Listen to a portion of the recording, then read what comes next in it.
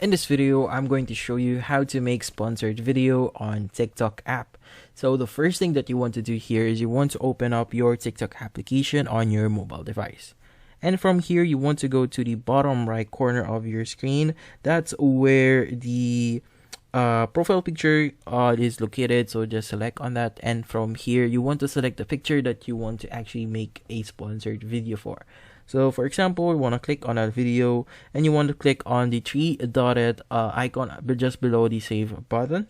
And from here, you want to look at the very bottom and just scroll down until you see the section that says add settings. So just select on add settings and you'll be redirected to a new page.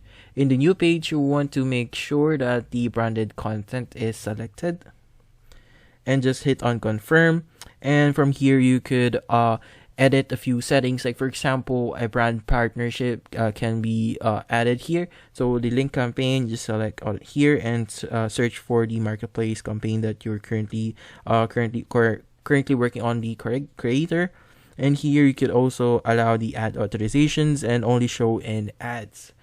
And yeah, hopefully this video was able to help you. Like and subscribe if you found this video helpful.